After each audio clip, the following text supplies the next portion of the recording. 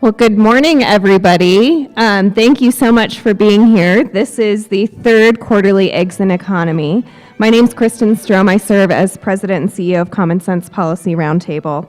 For those of you who haven't joined us before, Eggs in the Economy is a quarterly gathering to learn from opinion leaders and experts about critical issues facing Colorado. The goal is to bring people together of different perspectives to talk, listen, occasionally disagree, and of course, to eat eggs. Oh, come on, people. Come on. If everything goes according to plan, we will all walk out of here a little bit more educated as well. At CSPR, we believe strongly in the need for civility, open dialogue, and conversation driven by the facts. We believe sound fiscal and economic research is essential to uphold Colorado's economic vitality, future, and individual opportunity. We also believe it's important for Republicans, Democrats, and all of the rest to break bread. So for those legislators and elected officials in attendance today, thank you so much for being here and thank you for your service.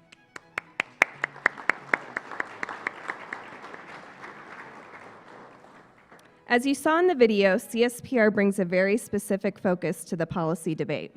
Our organization formed with a goal of creating an analytical framework and research that could help policymakers and voters evaluate the impact of their choices on improving economic opportunity in our state. We call it dynamic modeling. We analyze the public policy inputs, churn out sound research that measures the impact of those policies with critical benchmarks like jobs, economic growth, and revenue for state and local governments. We also evaluate proposals for the soundness of their own assumptions and all the potential benefits or consequences to our state. In just the past year, we've conducted studies on Denver's Homelessness Initiative 300, Senate Bill 188, Paid Family Leave, Senate Bill 181, Oil and Gas Regulations, No Growth Initiatives, and education, which you'll hear about later today. In addition, in the coming weeks, we'll be releasing a report on House Bill 1004, a bill that passed this past session with the intention of implementing a state-run health insurance program. Before we get to the program, I'd like to introduce the CSPR Board of Directors. Our board is comprised of some remarkable individuals. They are bright, committed, and they all care about Colorado in the truest sense.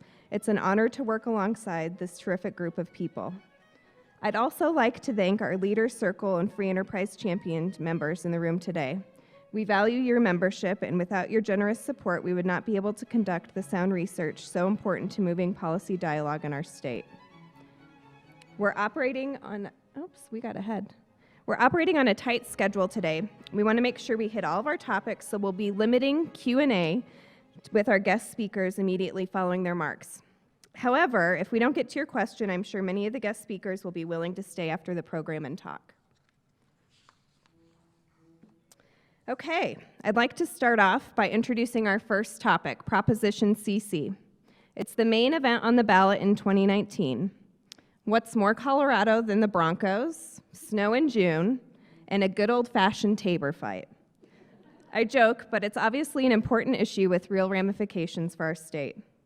First and foremost, please know that CSPR has a formal advocacy policy. We will not take a position on Proposition CC, and we're not involved with either campaign. Later this fall, we'll be issuing an information guide, Proposition CC Critical Questions Answered, as a resource to assist voters in evaluating the many facets of this important question. We're honored today to be joined by Speaker of the House, Becker, author of Proposition CC. Casey has had an open door to CSPR on wide-ranging issues, and we're grateful that she's joining us today. Casey?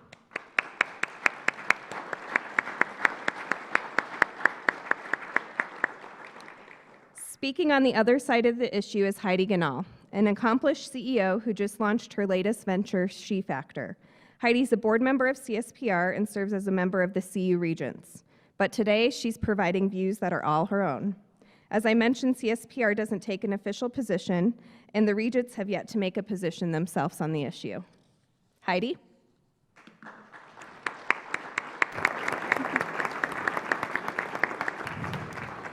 And last but not least, let's give a round of applause to one of my favorite members of the press, Joey Bunch. Joey. Despite his southern accent, I can assure you Joey is in the know. He's our very own Colorado Ragin' Cajun. He's the senior writer, deputy managing editor of the Bon Vivant at Colorado Politics, and we're honored to have him here today. Please come to the stage. Thank you.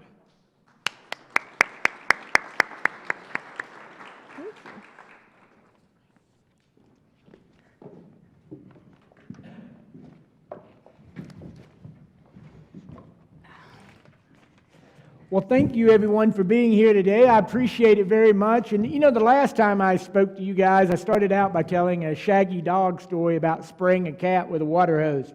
So we're going to skip that today. And you know, I feel lucky because these are two of my favorite politicos in Colorado. You know, Casey Becker is, you've been in the legislature, what now, 8 years? Six? And she's been the Speaker of the House going into her second year. And she was the former majority leader. But you know, more than that, Casey enjoys the respect of her friends, but also her enemies, as well as the press, and we're prone to switch sides. So she's a real workhorse. You know, Jared Polis holds the bill signings and the rallies, but Casey Becker is down in the mine digging the ore, and I wish the ore diggers got more credit. So I don't know if you can add that to your list of titles, but ore digger is among them. And Heidi Ganahl, if you guys remember the last time I spoke here, I told you that I thought about writing a column about the Republican bench of talent, but I didn't know if I had 800 words to say just about Heidi Ganahl. Maybe that'll change after today. She's the founder and CEO of Camp Bow Wow, an international franchise. She's been a CU regent since 2016. And she's just a wonderful person. So Thank you, I think Joey. people, and I saw her here 2 weeks ago introducing Coy Gardner and Nikki Haley. So, you know, you may be hearing one or two former or future gubernatorial candidates today. At least I hope so. Well, let's jump right in the questions. Casey, what's the history of CC? Where did this come from, and why do we need it? So we the Colorado legislature referred Prop CC to the ballot this year because we think that we are underinvesting in critical areas of the state, that the economy is booming and yet we still struggle to fill potholes and to fill teacher slots across the state. So Prop CC simply allows us in good economic times to invest in three specific areas: K-12 education, higher ed, and roads, bridges, and transit. We see Colorado's economy booming, and yet by Constitution, we are not allowed as the state to benefit in those times. And it seems that the state's infrastructure should do well when the state is doing well. Colorado is unique in the nation in having a constitutional limit in prohibiting the state budget from benefiting in a growing economy.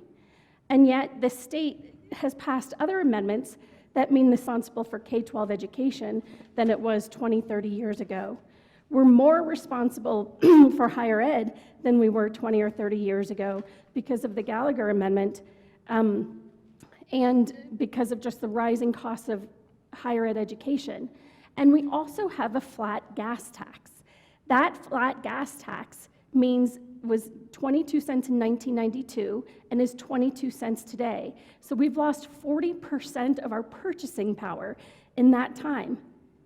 So that's essentially a tax cut, and the general fund has to come in and backfill all of that. At the same time, we have an aging population that demands more in healthcare services. All of those things together have created a tsunami in our state budget. That means K-12, we have teacher shortages, 3,000 open slots across the state because we cannot attract and retain teachers to go especially to rural areas because they just can't pay enough. We have 4-day school weeks across the state. Over 110 of our school districts are on a 4-day week. And a report came out last week that shows our teachers are the lowest paid in the nation, measured by total area median income and who's paid the lowest, 51st in the nation. If we want to have a prosperous state, we have to make the investments in our people, in our roads, in our state institutions. We're not doing ourselves any favors by not investing in those things. So this says only in those years when there would be TABOR refunds can the state keep those things and spend it on important state areas. We're very specific. It has to be K-12, it has to be higher ed, and it has to be transportation. At the K-12 level, those decisions are made locally. It just gets distributed on a per pupil basis. So the state does not decide how that money gets spent. On transit, it's very specific. It's the HUTF formula, which is 22% to counties, 18% to cities, for them to decide how it gets spent, 40% to the highway fund, and 15% to transit. Higher ed is actually an open question in terms of how higher ed wants to distribute that money, and there would be a process among higher ed institutions to determine how it is. We don't have long-term economic forecasts in Colorado. I think that's, as economists say, you can predict 10 out of the next 5 recessions. We have no idea when a recession is going to hit. We have no idea if there will be TABOR refunds into the future, but for the 2-year economic forecast we have going forward, our TABOR refund for 2019-20 is $300 million. Our TABOR refund projected for 2021 is around $300 million. That's an average of $38 per year per person. It's not a lot of money to lead to better schools and better roads. $38 on average per person over the next 2 years. Beyond that, we can't make estimates. But this is just based on the premise that in good times, and only in good times, Colorado should be making those critical investments because it benefits all of us. It benefits the mom, or dad sitting in traffic. It benefits our students, our kids that want to go to college. It benefits businesses by having better educated kids. So it's because we're the only state in the nation, groups have tried to repeat this cap model in other states. It never works. It is not good policy to say that the state is constitutionally prohibited from benefiting in a growing economy.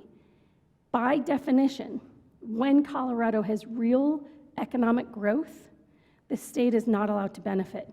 We want to have real economic growth every year in Colorado because that should be enabling us as a state to make good investments, and that's what I want to change. Well, let me ask a follow-up here. Now, people support education and transportation, but we can't bind future legislatures. What guarantees do we have that education and transportation will see a net benefit the way money gets moved around in the budget?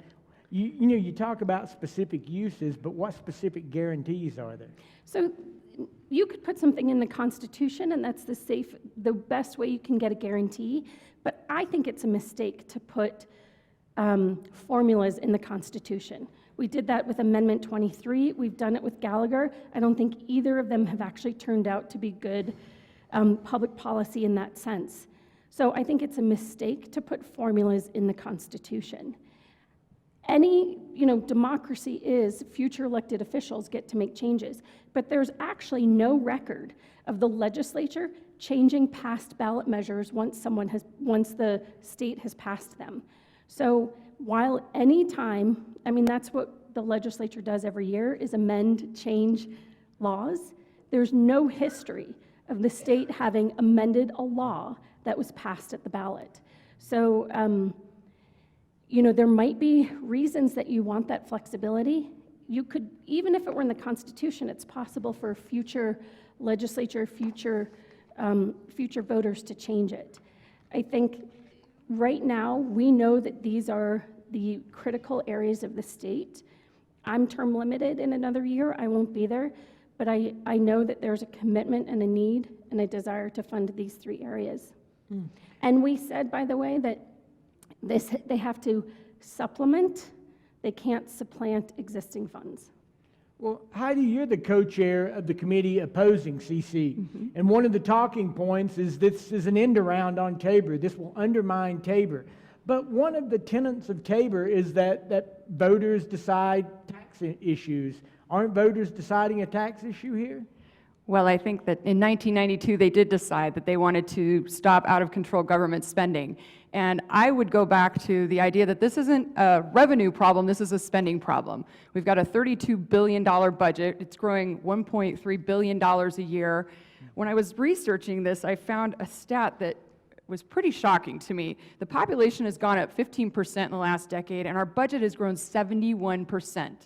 So there is a lot of money there. I think this is more about prioritizing and making sure that we're spending on the right things with the existing money that we have, rather than taking money out of the pockets of taxpayers. $38 is a lot of money to some families, especially in rural Colorado and some of our communities that are struggling.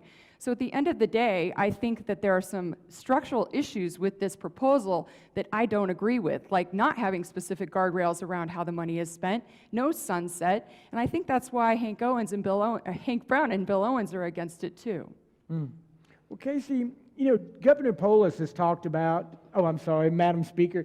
It's just fine, Joey. Governor Polis, I know, I want people to start calling me Reporter Bunch, but that hadn't caught on yet. Governor Polis has talked about giving people a tax cut. Is taking away a tax refund, does that fit on the same page of that mission? So the ballot measure says, without raising taxes, can the state keep the money voters are already sending us? It doesn't increase tax rate, it doesn't create a new tax. Governor Polis is very sincere in wanting to do a tax cut. He's also very sincere in trying to have more money into K-12 and better fund roads. So I think he's got something to figure out there, and I'm interested to hearing the plan. But no, we don't know that there are going to be tax refunds in any particular year. They're not a guarantee. This is really, can we make these improvements? And we're not going to change your tax rate. We just want to spend the money you're already sending us. And it's not growth in government. Funding construction jobs to fix potholes, I don't call that government growth. Spending money to retain teachers so school districts can hire more people, call that government growth, hiring teachers. I just think that's not what people mean when they're talking about we don't want government growth. These, if we're able to pass this and put more money into scholarships for higher ed, if you want to call that government growth, fine. I think that's actually good investments in Colorado students. Well, you know, Heidi, we talk a lot, and people in this room have talked a lot about funding education. And somehow or another, we never seem to find enough money to do that with. And nobody's saying this is the entire solution. But if we can't pass this, where do we go from here? Well, like I said, I think there's a lot of money in the budget and a lot of leeway around how we spend the dollars. In higher ed at CU, Bruce Benson helped us figure it out. I mean, we ramped up donations, we created more efficiencies.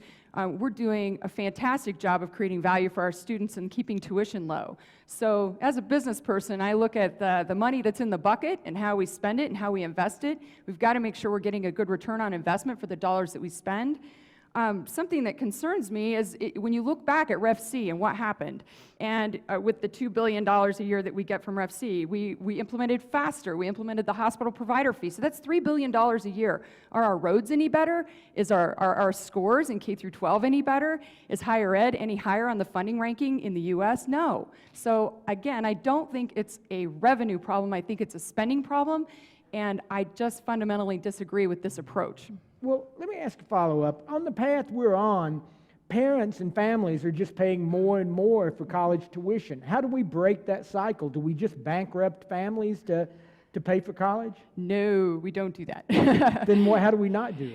Well, I think that it goes back to providing value. When you get a college degree, you've got to make sure you get a job, and you've got to make sure that you're aligning with the workforce needs and putting students in the right seats as far as their careers. So it's about investing in the right careers, great college degrees, and making sure that we're not putting them into massive debt to do that. So at CU, we're working on a lot of efficiencies, a different way of learning, using digital education. I think that's the way of the future. And I think that we've got to focus on creating efficiencies in how we deliver education and then making sure we get them graduated. The best way to reduce the cost of college education is to get them graduated on time and on budget in 4 years. Right now, we're using 6-year college degree or graduation rates. That's not okay. Who can afford to go to college for 6 years, right? So we've got to keep it at 4 years. We've got to make sure that we're getting them good jobs when they graduate so that they're not defaulting on their student loans and they have the opportunity to go out and do a career that they love. And it's aligned with what our workforce needs. Casey, you're extraordinarily good at putting things into human terms. You're like Forrest Gump's mama. You explain things in a way that I can understand them. So explain Is that Sally Fields? Yeah, I feel They like like Forrest me. Gump when They I'm really in like most me. conversations. Run, Joey, run. Explain this to me in human terms. You know, the mom dropping her kids off at school, the dad stuck in the commute home in a traffic jam. What are the human costs of Proposition CC? One of the things we're seeing across the state that voters are most reacting to are the impacts of growth, that the state is not keeping up with those impacts, whether it comes to roads and traffic, potholes, whether it comes to crowded schools. We are doing ourselves a disservice if we're telling our residents that we don't have solutions for those things and we're not going to be helping. There is a backlash against growth in our state. People are angry about the cost of housing. They're angry about the cost of childcare. They're angry about sitting in traffic. If we don't address some of those things, there's going to be a continued backlash against efforts that you all are engaging in your private businesses to grow the economy. People don't want more people moving to Colorado right now because we are not doing well enough on servicing those needs, because people are sitting in traffic. So this is not going to solve all those things, but it can make a dent in those 3 areas. My kid's second grade class last year, 29 kids, and I'm in Boulder Valley School District. It's the wealthiest school district in the state. That is insane. Now, those school district does it, and this is not going to change that. But if we don't do better by investing in our own infrastructure, our human capital, and our other capital, we're just doing ourselves long-term disservice. In your own businesses, if you don't make investments, you're shortening your own long-term business plan. It doesn't make sense. We have to be investing in our institutions, in our people, in our roads, if we want our economy to do well and if we want our people to do well. On the $32 billion budget, $13 billion is the general fund. The rest of that is federal funds, a lot of it going to higher ed, things like, the PILT money that the government makes to rural counties that have a lot of public lands in them, federal mineral lease money, all those things. We don't have control over how that is spent. The growth in the general fund, which funds K-12, higher ed, human services, things like the Department of Corrections, developmental disabilities, prisons, and healthcare. That's the general fund. That's where we're seeing continued tension in how are we going to meet all these needs. And no one that I've heard of has come up with a plan. So are we going to start decreasing? What we have been doing is decreasing higher ed funding to meet our obligations under Amendment 23. We've been spending more and more and more out of the general fund in the last several years because we did pass the hospital provider fee bill. We've been spending more on transportation because 22 cents a flat tax for gas ain't gonna do it. So these are problems that the state has to solve. In many of our neighboring states, they've recently passed gas tax increases. They can do it at the legislature. We can't do that. We have to get voter permission. Here's a common sense way to say we're not going to increase your tax rates. We're not increasing sales tax. We're not going to solve all the problems with this, but we're going to do $38 a person in the next and $38 the next year, 2 years, where we have a pretty decent forecast. That money, $200 million additional investment in K-12, $200 million additional investment in higher ed, $200 million additional investment in transportation. We have a very specific formula, not in the Constitution, but in statute, that says this is how we're going to spend the money. I just think we should be making good investments when we have good financial times. You know, Casey, let me ask this. Much of your district is rural, outside of Boulder. how's this playing in rural Colorado? You know, what are the impacts and what are the concerns? Because I've been out in rural Colorado the last month. Some of you guys may have seen a story I had this past weekend about mental health in rural Colorado. But one of the conversations we had is people feel disenfranchised. They feel like these decisions are made in Denver that affect the rest of the state. So how is this playing in the rural parts of your district? I think one of the biggest beneficiaries of this, if we do pass Prop CC, is a lot of our rural community colleges that are absolutely struggling and are lifelines for those communities. The K-12 piece is all local school boards making decisions. And then, as I mentioned, 40% of any of the transportation bucket is going to local governments. So there's a huge local decision-making piece in all of this. We also know that most of the 4-day work weeks are in rural areas. Most of the teacher shortages are in rural areas. So I think and then the lowest teacher salaries are in rural areas. So if we don't want to be abandoning rural parts of the state, this is absolutely important for rural areas of Colorado. You have local decision making and money will flow into rural areas, and that's important for the entire state. Well, Heidi, this is my last question, so I hope you've got a great answer for it. Republicans have been down this road before. You alluded to it earlier. Bill Owens led the march on Referendum C, and I remember I was there on election night when he said how sweet it is.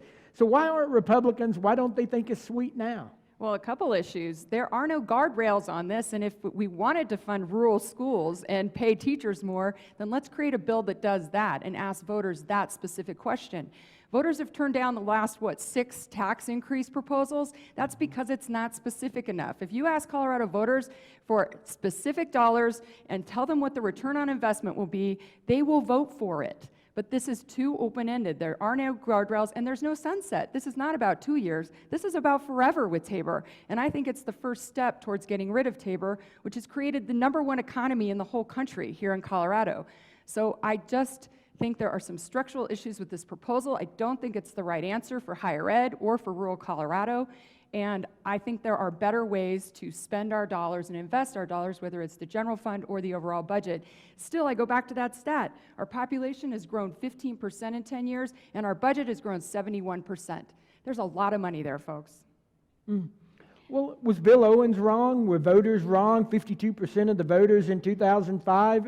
Was Referendum C everything it was supposed to be? No, in fact, I think it was the right decision at that time because the economy was in a much different place. We were struggling. We had to do something to fill the gaps. And they went into it with good faith. And if you look at the quote by Hank Brown, he talks about they did not get the money that was promised to them in higher ed. There was, I think Mark Hillman called it the Ref C shuffle, where they shuffled the money around so that it looked like the money went where it was supposed to, but it didn't. So that's why we're skeptical. I joined the ranks of Bill Owens and Hank Brown in being skeptical. As much as I want more funding for higher ed, I don't think this is the right way to do it. I have to address that. Ref C did not have, we have a specific formula. It's in statute to say how the money will get spent. Ref C didn't. It listed pretty much everything that the general fund funded and said it can go to these things. That's what Ref C did. Now, I mentioned our general fund is $13 billion. If we had not passed Ref C, $2.5 billion this year alone would be lost from the budget. That would be devastating to higher ed, to K-12, definitely wouldn't have done the transportation funding. So, you know, how would that have otherwise been spent? What would the budget be today if FC had never passed? I don't know exactly, but I do know all of those things, K-12, higher ed, transportation, it listed healthcare, it listed everything. So I don't know I was not in the legislature in 2005. I was working for a real estate developer at the time. I have no idea what those promises made were, but we are very specific now. And if we hadn't passed Ref C, Colorado wouldn't be the leading economy in the state. We would have severely underfunded. We wouldn't have higher education funding at all. I mean, right now, CU Boulder gets 7% of its budget from the state. We've essentially privatized that. The tuition is sky high. That has an impact to my kids, to everyone's kids and grandkids that want to stay in Colorado. Why are we not educating our own students in higher ed? We should strive to have the best higher ed institutions in the country. These are the things that make a state strong. These good public infrastructure is what makes a state successful, and we have to be making those investments. So it's absolutely not true that promises weren't kept. They were not specific in Ref C. I didn't draft the legislation. You can talk to Bill Owens because he helped draft that legislation. We are very specific in how it's going to be spent. I mean, no guardrails, those are guardrails. I don't know what other guardrails you have in mind, what that looks like. And in terms of the general fund budget, please tell me what you want to cut. I was going through, healthcare. We can cut provider rates. That means the money that we pay to doctors for Medicare and Medicaid. But that means they're going to just start taking fewer Medicare and Medicaid patients. That means that people who need health care aren't going to get it. And they are going to rely on government for other services. They are not going to show up at work. We as a state do not prosper if all we do is increase the rate of sickness in our state. Are you going to cut Division of Youth Corrections, cut our mental health funding, foster care?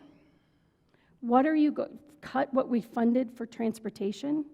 We already have a $600 million negative factor, which is what folks say Amendment 23 actually promised, that we're not meeting. Again, I just don't think that these are smart decisions to be underfunding these things, and I don't know how to divide it differently, but I'm completely open to ideas to tell us what we can actually cut so we fund roads and education better. But I don't want to, do a major disservice to people with developmental disabilities. Is that what we do? I think these are all real state needs, and it's things that we want to have to be a first world country. Heidi, do you have a rebuttal to that? Yeah, Last word. I'm happy to fill in the gaps on Ref C. I think, as an example, 5 years prior to Ref C, we averaged spending about 12% of the general fund on higher ed. During the 5 Ref C years, we averaged about 10% of our general fund. So again, it goes to the Ref C shuffle. The money was just shuffled around. Higher ed did not see a benefit from Ref C necessarily. So I empathize with the issues. I deal with it at CU. I deal with it in my business. I made it through the recession at Camp Bow Wow by figuring out how to create more efficiencies, figuring out where I could get the best return on investment for my dollars, and making sure that what I was spending money on was actually making a difference. And that's all I ask, is that when we look at how we're spending our money, that we're making sure we're spending on things that are actually making a difference and moving the needle.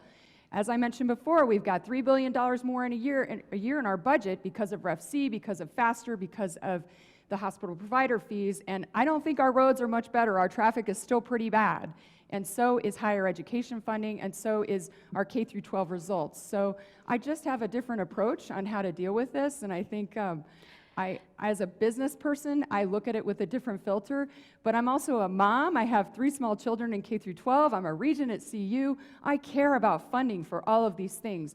I just have a different approach, and I don't think a perpetual open-ended tax with very few guardrails is the right answer for our state. The overall spending in K-12 in education went down after Ref C because do you remember what happened? I'm going to say 2 words, Lehman Brothers. 2006 to 2011, the 5 years after Ref C passed, overall state spending went down because the economy tanked. Well, guys, Don't I've got blame it on Ref C. to add 2 words here, and that's it. Kristen, ladies, thank you very much. That was excellent. Everyone, please give our speakers a round of applause. We have time, I'm hoping, we have about 5-10 minutes for a question or 2 from the audience, and hopefully Regent Ganal and Speaker Becker will be willing to stay around after the program if questions aren't answered. JD has a roving mic. Tyler, do you want to go ahead? The question of whether it's a spending problem or revenue problem, since 1990, K-12 education, inflation adjusted, is up 20%. Teacher pay over that same time period, inflation adjusted, is down 20%. So if we promise to give you our tax refunds forever, what guarantees do you have that's going to go to teacher pay, which I think everyone's concerned about, when over the last 30 years, exactly the opposite has happened. We put more money in, and they've seen less money in their paychecks. So we have a system in Colorado, it's in our Constitution, and it's very closely guarded, which is local decision-making on school spending. So I think we name specifically in the bill that the money can be spent on things, it's on a per-pupil basis, but including things like measures to attract and retain teachers. But at the end of the day, locals make those decisions. And so I cannot guarantee you that it's only going to go to teacher pay. It might go to addressing the 4-day school week. It might go, to reducing class size. I don't know, but I do support the effort, the tradition that these are local decisions. Speaker, I have a question for you and then a quick one for you too, Heidi. You asked us for ideas. One idea might be, why don't you take a look at para? Para is one of the most expensive things that we have going on, and if you want to find close to $300 million, you just allocated $225 million last year to help cure para, which is a very rich program, and any way you look at it on a comparative basis, it's incredibly rich relative to any other states with state employees.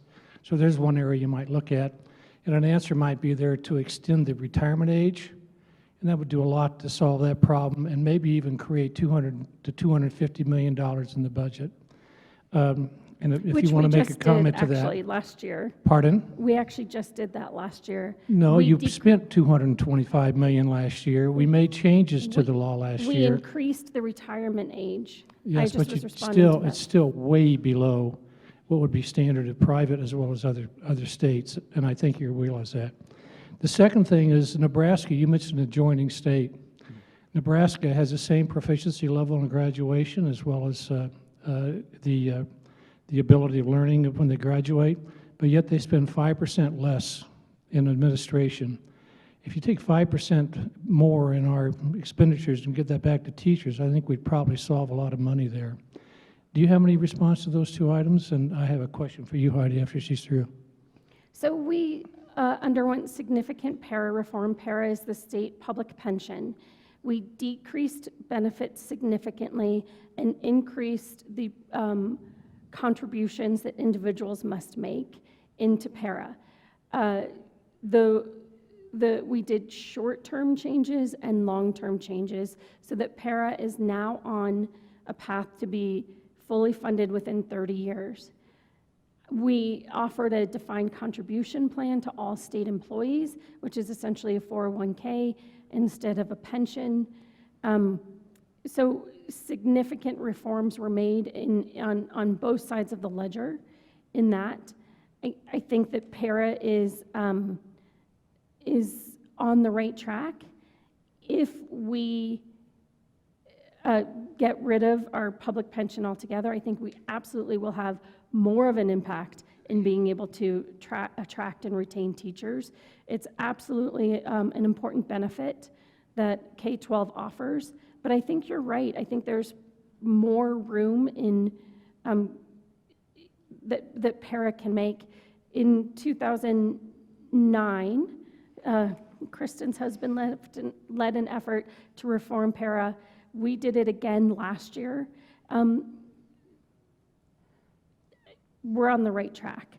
Regarding administrative expenses in K-12, again, I don't think the state should be mandating on local governments specifically how their money is spent. We do it in small ways. We mandate testing.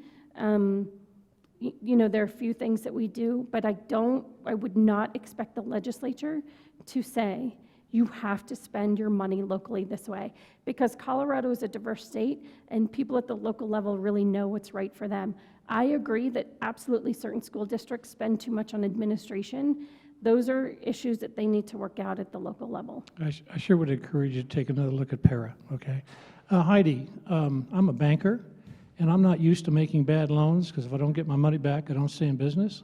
How is it you're going to stop making bad loans up at CU with regards to loaning money to students where they're going to go into a profession where they can't pay the money back? It seems to me CU has a responsibility that if they're going to loan money out to students for their degrees, then let's hope that they're doing some kind of a due diligence to make certain that money can be paid back, and we don't put them in an economic spiral where they're going to have just contribute to the income inequality we already have in this country. Yeah, that's a great question, Earl, and I think that luckily at CU, our student loan default rates are one of the lowest in the country. So our students are getting jobs, they're paying back their student loans. That's one of the best ways to see if we're doing the right things at CU.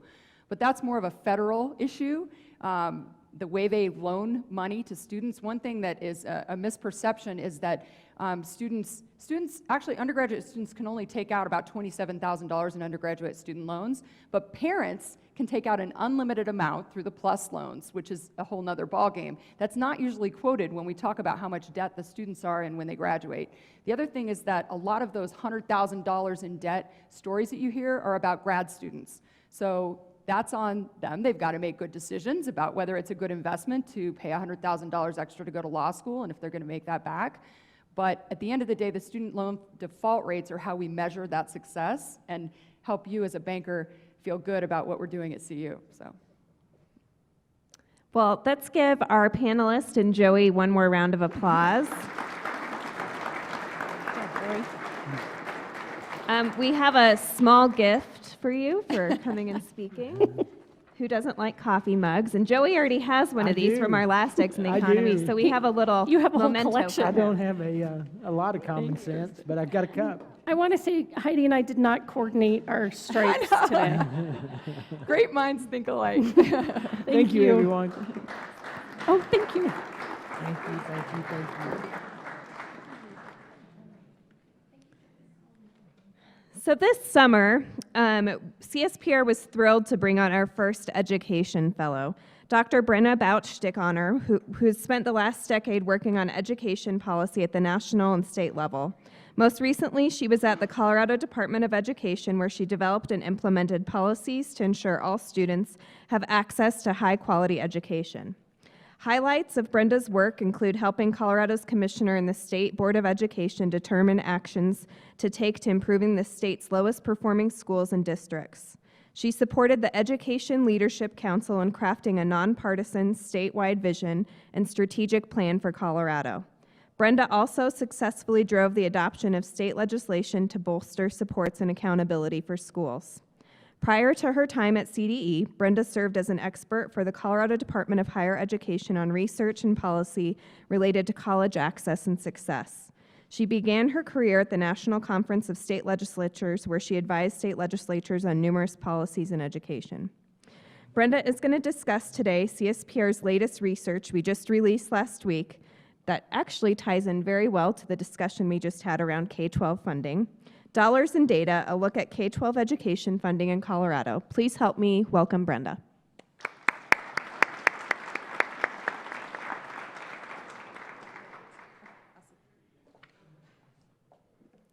Thank you. Good morning. This is such a great segue from the conversation we just had, and I'm excited to talk a little bit about this study. Chris Brown and I wrote this together, and we really got into it because we wanted to address some of the rhetoric we hear in our public policy discourse. So we hear that schools are very underfunded, teachers are underpaid, teachers are fleeing the profession, there's shortages everywhere. And these generalizations, we wanted to look at the data and really see what are the trends in revenue and spending, what are the trends in teacher pay and shortages, and do those match up with these kind of general broad statements. And I'll give a little bit of a spoiler here. They don't. So I think what we found is there's a lot of nuances to the data, as is usually the case when you look at state level data that doesn't tell the picture of what's going on in our different communities. And as we heard at the previous speakers say, there are shortages in rural areas. Rural areas have low teacher pay. That's different than saying that teachers statewide are being underpaid, or that we're struggling to fill jobs in Cherry Creek School District, for example. So I'll talk a little bit through some of those kind of findings that we found. And we also just wanted to get this data out in a digestible format. This is a very basic descriptive analysis. This data is publicly available, but it's available in a way that can be kind of hard to understand. As a former state bureaucrat, I can say that we like to use our acronyms and we don't provide a key or a legend to tell you what it means. So we wanted to kind of do some of that deciphering for the public to put that data out there. We found several takeaways from this descriptive analysis, and I'm going to talk through each of these briefly today, and happy to take questions at the end. And this slide, I'll just say that one of the headlines was that funding is at an all-time high for K-12 education, and that is funding that comes from our state finance formula. So as mentioned, with funding for education and other areas of our budget took a hit during the Great Recession. It's been climbing upwards since 2013 and is now at its all-time high. So we've now surpassed levels, pre-recession levels, on a per-pupil basis adjusted for inflation. And that's just our state finance formula dollars. As I'll also explain, there is dollars going into education from the federal government and other local service sources that are above and beyond that as well. I'm going to talk a little bit about some of the flaws in the funding formula itself. So how we're collecting revenues and how we're allocating those revenues to our school districts. I think this is an important finding, and we want to talk about this a little bit. But first, I'm going to give a high-level overview of how we fund schools so that I can kind of point out some of those flaws. So it is a rather complicated formula, but the Legislative Council staff has done a nice job in kind of simplifying and breaking down through this graphic, so I'm going to walk through it a little bit. The state legislature sets a statewide per pupil funding amount every year. It's typically based on the prior year, and it has to grow at least by inflation per Amendment 23, although sometimes it exceeds that as well. And that amount is set by the legislature, and then it's adjusted for each district based on the district's cost of living and on the district's size. So the district then gets its amount, its per pupil amount, which in step 2 is then multiplied by the number of students it has. They also get a little bit of extra programmatic funding for at-risk students, online students, and Ascent students, it's a small program for seniors who are taking college courses to complete their associate's degree.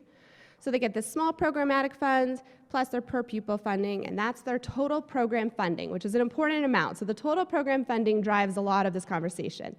So the total program funding is what the district is essentially entitled to. Then the state legislature says, okay, what are local governments contributing here? And that's the majority of that is collected through property taxes. There's also a small specific ownership tax as well, and that's from motor vehicles.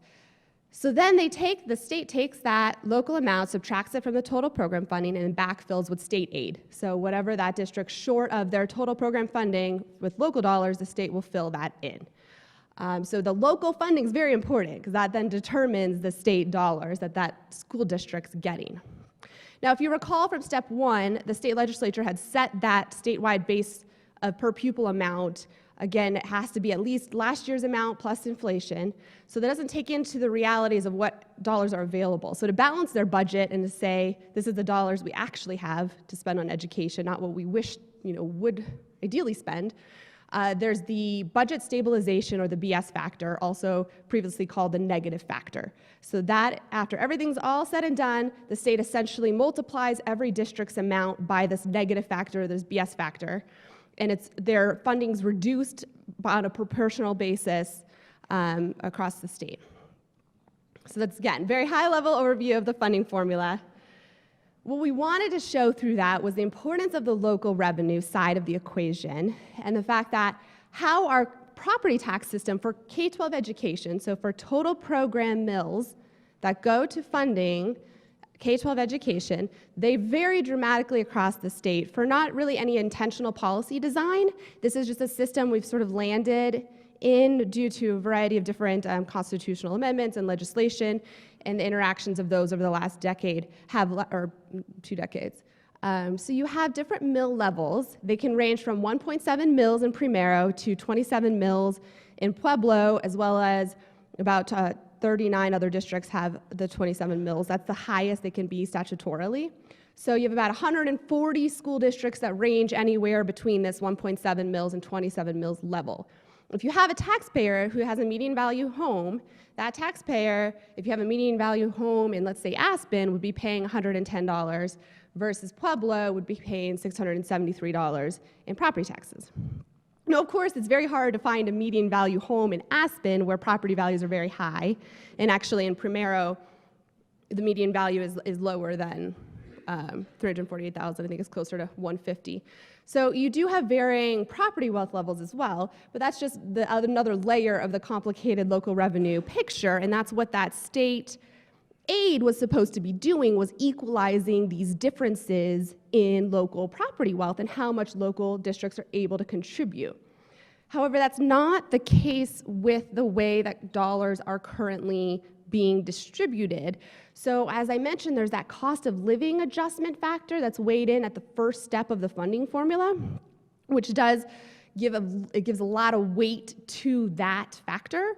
And Aspen School District, which we know has a high cost of living, it's also a more affluent district, ends up getting more state dollars, so they get slightly more state dollars than Lake County School District, which is a district that has higher poverty levels and higher at-risk student population. So Lake's getting some funding for their at-risk students, but not nearly the amount of funding that Aspen's getting for being a higher cost of living. The policy theory behind it was that with a higher cost of living, you want to be able to pay teachers more so they can live within the district. However, that's a little bit flawed in terms of a policy rationale. Districts that have higher cost of living actually have an easier time attracting teachers and retaining them, and often because they have a wealthier property tax base are able to pay their teachers more anyways. So in terms of prioritizing as a state, what we want to prioritize, there are different ways that we could think about allocating dollars to the formula, and there's a legislative interim finance committee that is studying these and has looked into this issue specifically. The trend across the nation has been states are changing that cost of living factor. They're not including it in their funding formula, so that might be something that this legislative committee would consider doing. As you can see, once you take into account the local revenue and the state revenue, you have Aspen School District at, this is blocking me, about $25,500 per student compared to Lake at, what does that say, $13,600. So it's a big difference in ultimately what those students are getting in those communities. So those are the kind of ways that the funding formula kind of struggles in both the collection revenues and the distribution. On top of that, so above and beyond our state finance formula or that total program funding, there is extra revenue that local districts, their voters can approve a mill levy override to have extra dollars go towards their schools. Again, this is above and beyond what the state considers, so the legislature doesn't take this into account. And these mill levy overrides vary dramatically across the state. Some districts have an easier time gaining voter approval for this. Some have more of a tax base that they can gain revenue from. So you have mill levies that vary dramatically. And it's not even just the number of mills. You have Aspen, I think their mills are at 1.9. And again, given their high property values, they generate about $5.4 million in mill levy override from it. Whereas you have Eaton School District, which has a similar mill level, similar student population size, and they garner about 1.2 million, so they're a fifth of what Aspen's collecting. So you can't even you can have school districts that are trying hard to raise their local revenues and can't. So there's just a lot of different issues and interactions going on in our school finance formula. And I think one of the kind of findings or suggestions we made in the report was that rather than just before we just pour more money into the system that without thinking about those flaws, we could just continue to perpetuate these inequities. You need to think about how we're funding our schools before we're just pouring more money into the system. There is also a downward trend in, sorry, this is hyperactive clicker. But there is a trend also in the share of spending at school districts that's going towards instructional salaries. So we've seen non-instructional categories, or also referred to as the support categories. So these are things like operations, school and district administration, student support services, counseling, mental health, So these are certainly all important functions of a school district. We've seen that increase as a share of spending over time, and instructional salaries and benefits decrease as a share of spending. Sorry, I really can't seem to get this. So then when you dive a little bit more into the instructional salaries and benefits spending, what you actually see is that salaries are not going up. Salaries are going down, but benefits are going up. So this ties back to the conversation we just had about para. So there's more dollars being allocated to para to try to cover that unfunded liability, which is squeezing out the share of dollars teachers are seeing going to their salaries. We only had two regions. So we looked at this at a statewide level and a regional level. There were only two regions. There's the Charter School Institute, and there was a Southeast region that saw salaries go up as a share of spending. Everyone else saw salaries for teachers go down from 2007 to 2017, about 3.5 percentage points at a statewide level. We also looked at teacher salaries, and we looked at this by region. We saw really, again, this is the narrative we were just talking about, that there's a large variation across the state, with the rural areas do have much lower salaries than the metro area. We also see that there is variation amongst the rural areas as well.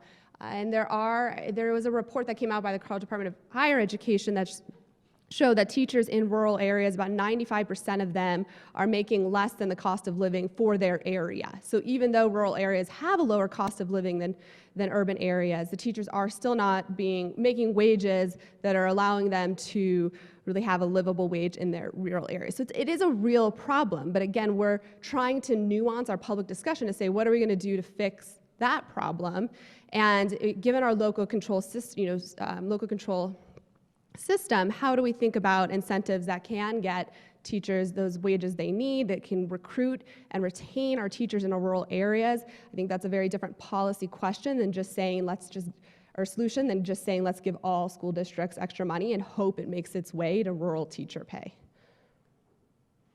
And then when we looked at teacher salaries and turnover rates at the metro region itself, so these are school districts within the broader greater Denver metro region, we saw there wasn't much correlation between teacher turnover and salaries. So you see that salaries aren't what is causing teachers to flee, and there's other research out there, nationwide research that's been conducted that has shown this as well, that salaries is an important factor, but other factors like school culture, leadership, the climate within a building, relationship with peers, it's what's driving teachers' decisions of whether they're staying or they're leaving.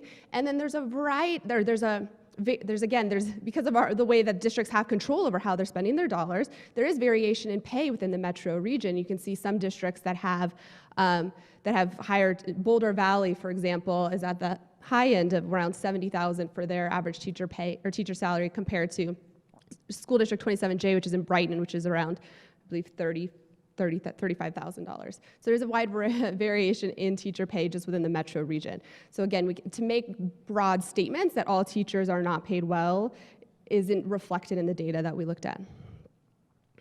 Lastly, we did look a little bit more at that turnover question and how teachers are turning over or leaving their job at what rate compared to other professions. What we found was that about 17% of Colorado teachers left their jobs in 2017. In that same year, we saw about 29% of education professionals in the US leave their jobs. 48% of employees of all jobs in all sectors of Colorado left their jobs.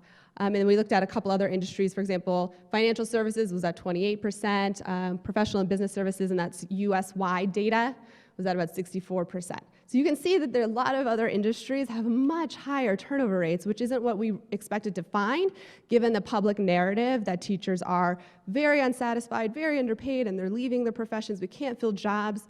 That's not the case. And teachers are extremely important.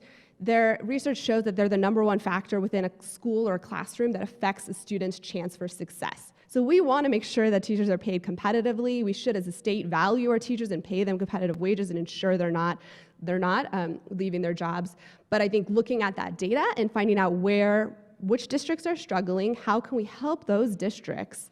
And I think that would get that impact we want to ensure that all students are seeing outcomes that are positive.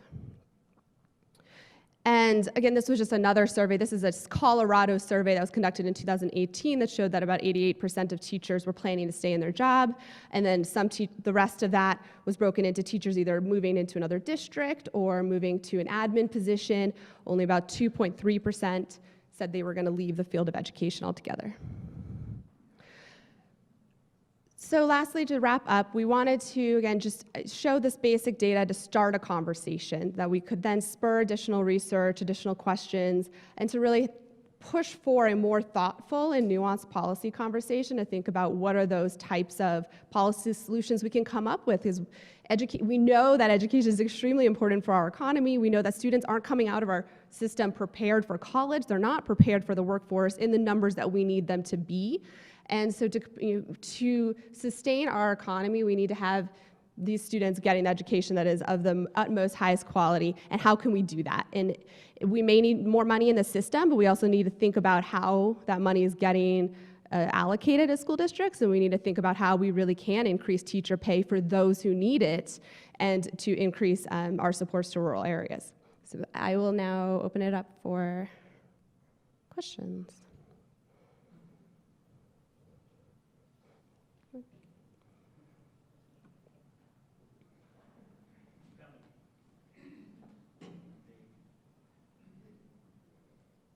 You referred to the cost of living as though we should all know what that is. Oh, I'm sorry, yes. So it's more expensive to buy goods or Oh, I understand what the cost of living, but you sort of suggested there was a living wage minimum that teachers' pay was being compared to. Oh, sure. So yes, there is, compared to, there were some calculations conducted that showed what the cost of living, for example, in Primero would be compared to Denver, and a livable wage would be, and teachers were falling short of that in this study that was conducted. What size household is that based on? I'm so sorry, I do not know the details of that. Okay, I've got Chris next to me. I'll harass him afterwards. Okay. But I also had a suggestion. Yes. You mentioned a lot about dollars and education, but Colorado, I think, really has a good story to tell in terms of our achievement at our level of spending. Mm-hmm. The Annie E. Casey Foundation put our 8th graders in the top 10 in the nation in terms of attainment on math and language testing. Mm-hmm. And I believe, I'm sorry, but the Center for American Policy, Podesta's old group, when they reviewed all of the achievement around the country, Colorado again came out quite well. Getting back to Heidi's comment, running it like a business, we're getting a lot for a little. Mm-hmm. And I think that's a good story. Mm-hmm. Yes, we have a good bang for a buck. Have you looked at how Colorado stacks up in terms of total compensation? You know, mm-hmm. Yes, wages may not be comparable to other industries, but teachers get a lot of time off, they have generous retirement, they have excellent insurance. So what about total compensation? Thank you, Joey, for that question. Yes, I think what can also be misleading about some of the stories when you see headlines that say that Colorado's teachers are paid the lowest in the nation, they aren't taking into account the generous benefit packages, which do attract teachers, and it is a good benefit. And I think the other thing that some of those studies don't take into account, well, the one that was released last week, which was mentioned by Speaker Becker, compared starting teacher salaries to average compensation for all other jobs, which is, I think, methodologically flawed to say we're going to compare a starting salary to an average salary for everyone else. And I don't know that we're saying that a teacher should be paid the same as a pediatric surgeon, for example. So it's a very flawed way to look at it, and they even admitted it themselves in the study that said, we're not really sure if this is helpful or not, but you know, so I think that looking at when you see kind of headlines like that, it doesn't take into account benefits, and it's often comparing apples to oranges as well.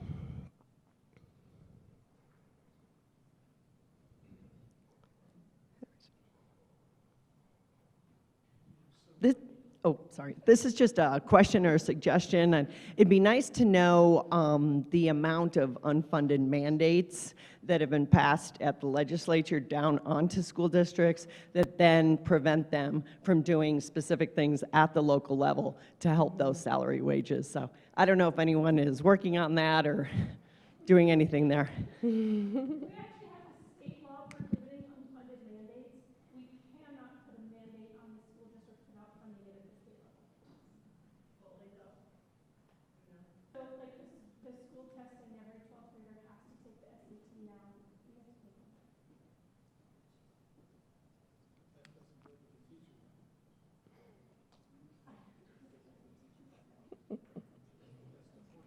Okay.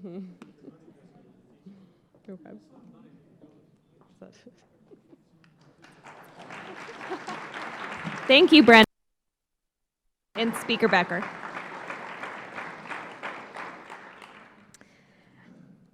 We're going to conclude today's program by inviting CSPR Board Chairman Earl Wright to the podium. Earl was one of the co-founders of CSPR.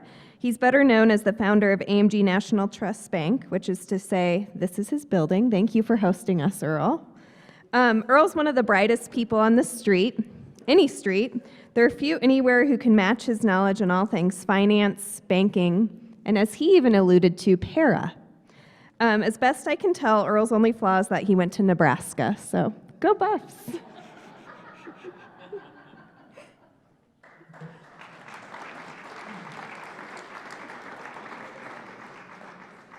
Kristen, you had such a great future.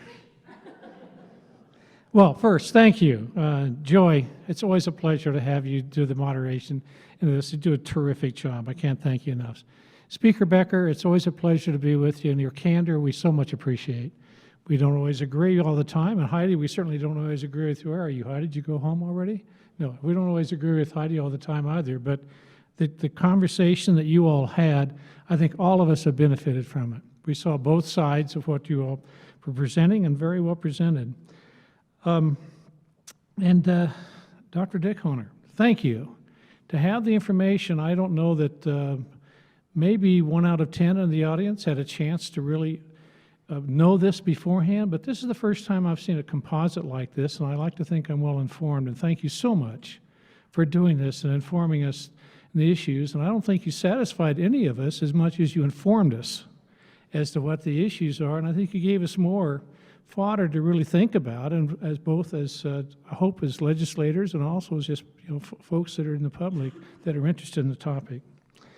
Thank you, the press and elected officials for coming.